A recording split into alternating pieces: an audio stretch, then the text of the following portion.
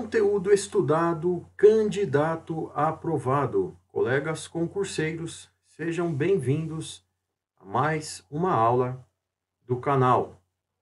E nesta aula, na matéria de Direito Penal, nós vamos estudar e conhecer os crimes contra a inviolabilidade do domicílio, ou seja, violação de domicílio, como aparece aqui. Bem, em muitos concursos isso cai, principalmente concursos que cobram a matéria de direito penal, tudo bem? Então, em um edital específico aqui, tem essa parte que fala sobre os crimes contra a inviolabilidade do domicílio. Então, tem como referência o artigo 150, artigo 150 do Código Penal. Tudo bem? Então vamos lá. Iniciando. Crimes contra a inviolabilidade do domicílio. Ou seja, é o crime de violação do domicílio. Vamos aproveitar. Peço até desculpas aí por não ter feito isso, mas deixa eu já agilizar aqui também o áudio, né? Estou gravando aqui a videoaula, mas quero também, vou deixar gravando a audioaula para colocar em outras plataformas aí também, ou até mesmo no canal. Tudo bem? Então vamos lá. Entrar ou permanecer em casa alheia, de maneira clandestina, astuciosa, contra a vontade de quem de direito, ou seja, exemplo aqui, proprietário, qualifica quando o crime é cometido no período da noite, lugar ermo, mediante violência ou arma, duas ou mais pessoas. Aumenta, ou seja, a pena, se o agente é funcionário público. Não configura o crime se é caso de prisão em flagrante ou efetuar prisão ou diligências durante o dia. Vamos grifar as partes importantes para eu já comentar aqui no início, porque vocês sabem, vocês que estão acompanhando o canal já há um tempo, vocês já estão acostumados aí que a matéria ela é estudada, ela é lida e comentada em cima, ou em videoaula ou em audioaula. Agora a gente está tendo mais videoaulas a pedidos aí nos comentários. Tudo bem? Então, o que é a inviolabilidade do domicílio? Você violar um domicílio, violar um lugar que alguém mora, ou enfim. Então, aqui, ó, entrar ou permanecer. Entrar ou permanecer em casa alheia. É um local aí que alguém resida. De maneira clandestina ou astuciosa. Eu achei bacana esse termo. Contra a vontade de quem de direito. Exemplo, proprietário. Gente, o contra a vontade de quem de direito, vamos ser mais específicos, é você entrar sem a permissão daquela pessoa que está ali, tá? Parece que travou a minha webcam aqui, vamos continuar aqui. Continuando aqui, que a webcam travou, mas vamos lá. Então, assim, a definição, né? Contra a vontade de quem de direito. Então, sendo mais específico, é você entrar numa casa, ali na residência, ou local que a pessoa resida, tudo bem? Pode não ser uma casa ali bem arrumada, enfim, mas enfim, é onde a pessoa reside. Você entrar ali, o agente, né, no caso, um agente público, entrar naquele local sem a autorização de quem mora ali, isso configura essa violação de domicílio, entendeu? Como fala aqui, contra a vontade de quem dê direito, proprietário. Então, qualifica quando o crime, ou seja, é um crime, quando é cometido no período da noite, vamos grifar para a gente entender, anota aí no seu caderninho, cometido no período da noite, lugar ermo, né, de repente aquele terreno lá que a pessoa comprou e não vai ninguém. Também como mediante violência, né, ou arma. Então, olha aqui os casos que qualificam o crime, certo? Arma, duas ou mais pessoas. Então, podem ser duas, podem ser 4, 6 pessoas, enfim. E tem o caso de aumento, tá, pessoal? Aumento aí da pena, se o agente é funcionário público, tudo bem? Então, Então, nesse caso aí, qual seria o tipo de funcionário público que poderia invadir ali um domicílio? No caso, os policiais, os agentes de segurança pública. Então, você pode pensar assim, ah, mas não pode invadir um domicílio? Calma, existem os casos em que a lei permite, sem que o funcionário público, sem que o agente de segurança, sem que o agente policial cometa algum abuso de autoridade ou invasão de domicílio. Tudo bem? Como fala aqui embaixo, não configura crime se é caso de prisão em flagrante ou efetuar prisão, diligências durante o dia. É o famoso, aquele mandado, né? Ele tem ali aquela obrigação por lei de entrar ali e prender alguém. Tudo bem? Então, não configura crime. Para você que está estudando direito penal, você que vai se formar em direito aí, tá precisando de um reforço, é bacana essa matéria aqui, tá? Se é caso de prisão em flagrante, anota aí, casos permitidos, prisão em flagrante, diligências ou efetuar prisão, no caso de um mandado judicial, certo? Durante o dia. Então, gente, olha as regrinhas aí importantes. É permitido, nesses casos, se for durante o dia. Não dá para fazer um negócio lá, de repente, de madrugada, né? Calma aí. Se for no caso de uma catástrofe, aí é diferente. Mas vamos por parte, vamos estudando o que está na lei aqui. Certo? Então, abaixo, a gente tem um esqueminha, aqui na apostila. Tem aqui a esquerda para a direita. A coluna aí, é casa. O que é casa? Qualquer compartimento habitado. Então, é uma definição que a gente tem que saber numa carreira pública ou numa carreira aí, jurídica, como eu repito, né, quem está estudando aí direito penal, está iniciando na matéria, ou quem pretende se formar em direito. Né? Então, definição de casa, qualquer compartimento habitado. Então, qualquer, certo? Aposento ocupado de habitação coletiva, isso também entra, tá bom? Um famoso aí, um albergue ou alguma coisa nesse sentido. Tá bom?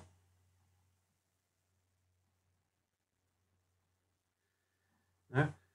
Então, casa, aposento, além do compartimento habitado, tem outras definições. Aposento ocupado de habitação coletiva. Então, o que é uma habitação coletiva para você? Pode ser um cortiço, pode ser um albergue, certo? Pode ser, enfim, onde moram mais pessoas, pode ser aí um local, numa fazenda, enfim. Entra também como domicílio, tá? Dentro da definição de casa, ou seja, vamos aperfeiçoar. Um local onde alguém more, certo? More com mais pessoas ou não. Então, essa é uma das definições, né? Definição de casa, um compartimento habitado, pode ser um aposento, né? Uma habitação coletiva e também um compartimento não aberto ao público. Então, a gente tem que saber diferenciar. Por exemplo, um albergue, ele é um local ali, um abrigo aberto ao público, certo? E também uma casa pode ser um compartimento não aberto ao público, onde alguém exerce profissão ou atividade. Isso é muito complexo. Podem ser vários lugares, tá? Um lugar onde a pessoa trabalhe, more, enfim. Então, é uma definição bem complexa o que é casa. Aí você converte a definição casa para domicílio, tudo bem? E ao lado aqui a gente tem a outra coluna sobre o que não é casa. O que não é casa? Hospedaria, estalagem ou qualquer outra habitação coletiva enquanto aberta, certo? Taverna, casa de jogo e outras do mesmo gênero. Então eu dei o exemplo aí de um albergue, mas já entra aí também, eu posso até me corrigir nesse sentido de que não é casa. Fica um negócio meio que, né, um tanto complicado, porque fala uma habitação coletiva é uma casa, e uma hospedaria, uma estalagem, então já entra naquele critério do que é particular e o que é público, pelo que eu entendi aqui na matéria. Então não é casa. Vamos grifar, não é casa. hospedaria, estalagem ou qualquer outra habitação coletiva enquanto aberta. Então é isso mesmo. Enquanto aberta. Tem ali os horários de funcionamento, certo? Taverna, casa de jogo e outras do mesmo gênero. Então, só para a gente definir, ter uma boa definição, não é? Esses locais que funcionam, né, os locais aí privados, com horários de funcionamento, não podem ser definidos como casa. Só para a gente saber. Casa, aquele compartimento ali habitado, que não é casa, são aqueles locais que funcionam, né, em determinados horários. Tudo bem? Continuando. Em recente decisão, o Supremo, o STJ, entendeu que configura o crime de violação de domicílio o ingresso e permanência sem autorização em gabinete de delegado de polícia, embora faça parte de um prédio repartição pública, né? O STJ, Supremo Tribunal de Justiça. Então, recente decisão, olha que importante. Como eu falo e repito, conteúdo aqui do canal é sempre atualizado. Bom, sempre. Sempre nós temos aí as atualizações. Então diz aqui, em recente decisão, o STJ entendeu que configura crime de violação de domicílio o ingresso e permanência, vamos grifar, ingresso e permanência sem autorização em gabinete de delegado de polícia. Olha que interessante. Embora faça parte de um prédio repartição pública. Então, gente, olha que complexo, porque é uma decisão recente. Então, você pode pensar, poxa, o que é um gabinete de um delegado de polícia? Vamos lá, né? O que é? Uma delegacia, certo? Então, olha que complexidade. Uma delegacia é um local público ou privado ou particular? É um local público. Qualquer pessoa pode entrar em uma delegacia, certo? Para registrar um boletim de ocorrência, para passar uma informação de alguém desaparecido. Tudo bem? Você concorda? Então, é uma repartição pública. Porém, né, configura crime de violação de domicílio. Olha que importante. Vou até repetir aqui. O Supremo Tribunal de Justiça entendeu, né, que configura crime de violação de domicílio o ingresso, permanência sem autorização. Né? Quero grifar essa parte aqui, mas o negócio já está travando aqui pelo jeito. Grifei a parte que não. Vamos ver se eu consigo. Já selecionou tudo, virou uma sardinha aqui já. Vamos ver. Quero grifar essa parte porque depois, gente, eu vou passar tudo num caderninho, tá? Vamos ver se eu consigo aqui. Violação de domicílio. Ah, tá aqui, ó. Fácil. Tô engatinhando aqui nesses PDFs aqui atualizados.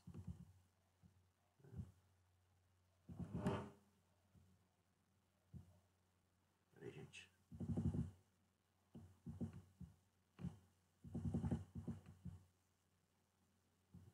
Agora sim, vou aqui e seleciono. Desculpa aí a demora, gente. Né? Então, olha que complexo. O STJ entendeu que configura crime de violação de domicílio o ingresso e permanência sem autorização em gabinete de delegado de polícia, embora faça parte de um prédio repartição pública. É complexo, mas faz sentido, né? Onde a gente entra, onde a gente né, pede autorização, enfim. Então, o que está querendo dizer? Que você não pode entrar, por exemplo, numa delegacia sem avisar que você está chegando ali. Né? Bacana. Um tanto complexo, mas é interessante. Eu nem sabia disso, tá, gente? Sendo honesto, eu não sabia disso daí. Mas o conhecimento ele é sempre válido, né? O computador hoje aqui tá difícil, viu, cara?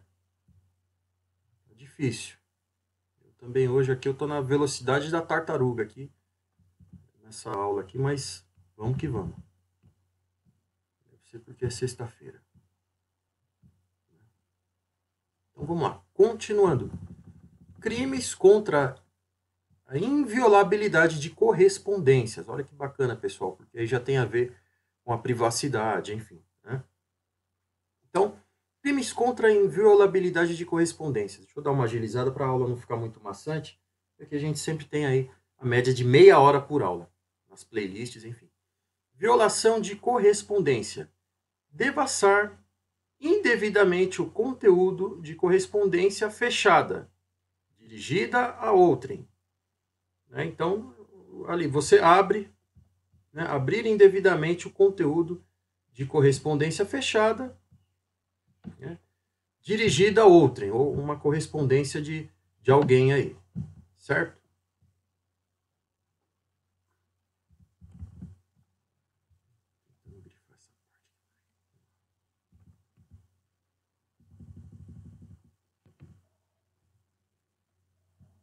Maravilha. Sonegação ou destruição de correspondência. Se a posse indevidamente de correspondência alheia, embora não fechada e, no todo ou em parte, a sonega ou destrói. Deixa eu dar uma continuada.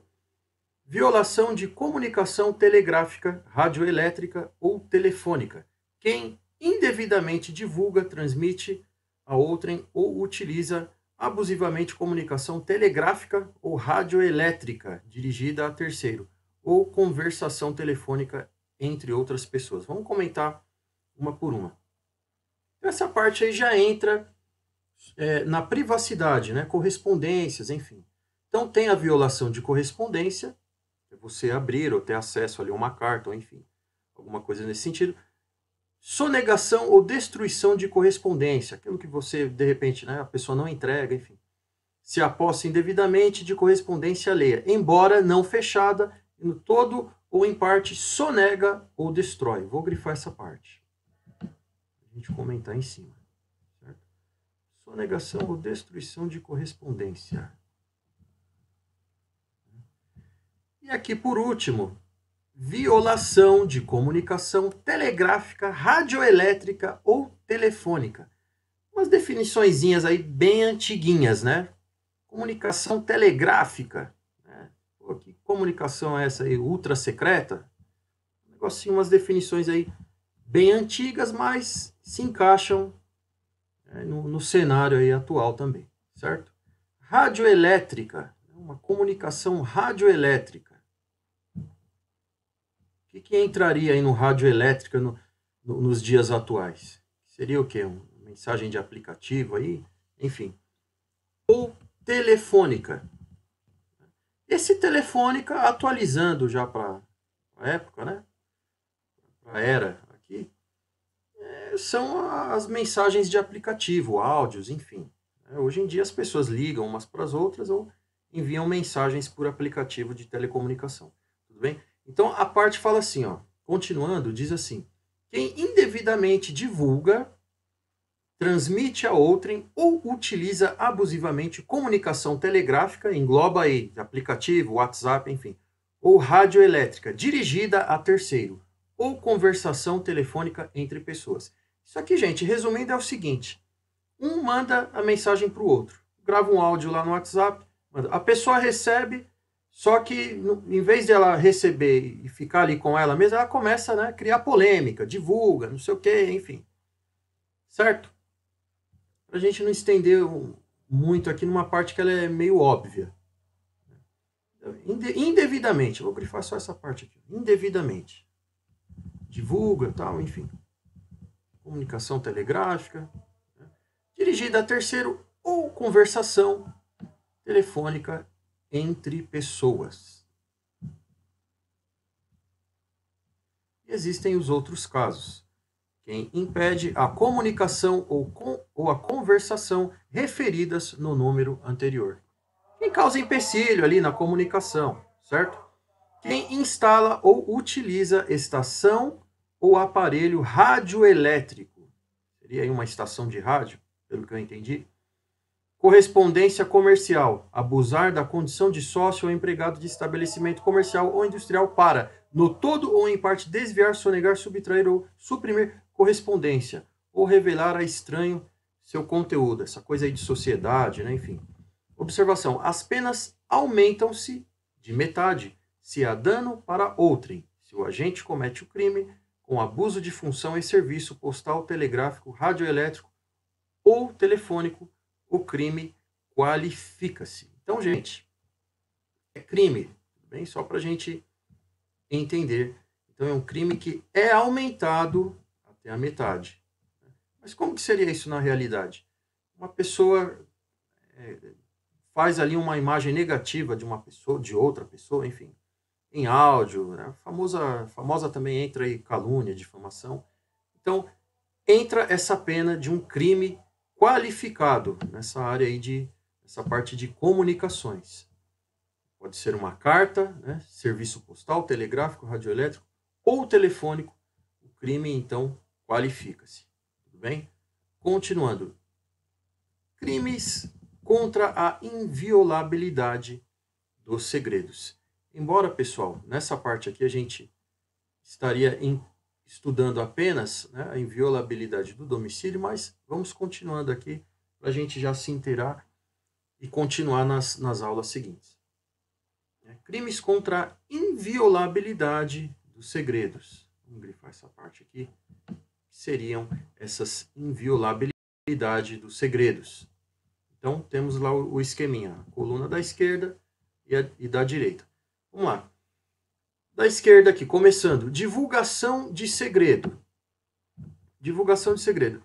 Divulgar alguém sem justa causa, conteúdo de documento particular ou de correspondência confidencial, de que é destinatário ou detentor, e cuja divulgação possa produzir dano a outrem.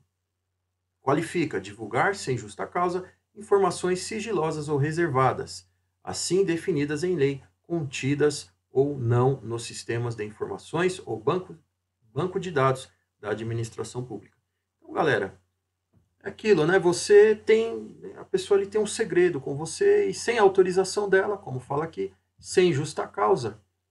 Um documento, aí você imagina, é algo complexo aí, um testamento, enfim. Né? Ou de correspondência, que é destinatário ou detentor, e cuja divulgação possa produzir dano a outrem. Olha que bacana, que interessante a gente estudar isso aí. O que seria esse dano? É complexo, pode ser um dano moral, pode ser um dano material, pode ser, né, um constrangimento, enfim. Claro que vão entrar outros artigos em cima desses crimes, para complementá-los. Né? Mas fala aqui, ó, qualifica. Então é qualificado divulgar sem justa causa, ou seja, sem autorização, as informações sigilosas ou reservadas, assim definidas em lei, contidas ou não nos sistemas de informações ou bancos de dados da administração pública. Pode cair em prova essa parte aqui. Cai uma questãozinha lá. Ah, mas não está no banco de dados da administração pública. Ah, então não configura crime. Cuidado. Independente de fazer parte do banco de dados da administração pública ou não, configura crime qualificado. A parte aqui da divulgação de segredo. Tudo bem? A outra coluna da direita aqui. Violação do segredo profissional. Olha que bacana. Tem essa parte aí de informações profissionais que devem ser mantidas em sigilo.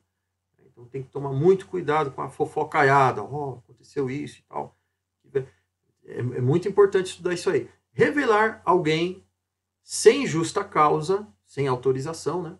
Segredo em que tem ciência em razão de função, ministério, ofício ou profissão, e cuja revelação possa produzir dano a outrem. Gente, você acha que é complexo isso aqui? Você pode estar pensando, poxa, o que seria isso aí, violação do segredo profissional? Imagina aí um agente lá da ABIN, da Agência Brasileira de Inteligência, ou seja, uma função, um serviço ali ultra secreto, um agente secreto. E tem ali uma missão, ali uma investigação, onde tudo tem que estar em sigilo. Isso lembra um pouquinho do direito processual penal, né? As diligências, enfim. E o cara vai lá e joga na internet, manda um áudio, acontecer isso. Isso, gente, é uma violação, é um crime, tá? É uma violação do segredo profissional. Porque fala aqui, ó, revelar alguém sem justa causa. Se você tem autorização, se a pessoa fala assim, ó, tem um ultra segredo aqui, um negócio top secret, ultra secreto. Só que, ó, fala só para o supervisor lá e tal, beleza? Aí tá tranquilo, porque você tem a autorização. Você tem uma causa ali, uma justa causa, uma autorização de alguém que permitiu que você falasse. Caso contrário, você viola um segredo profissional. Bem?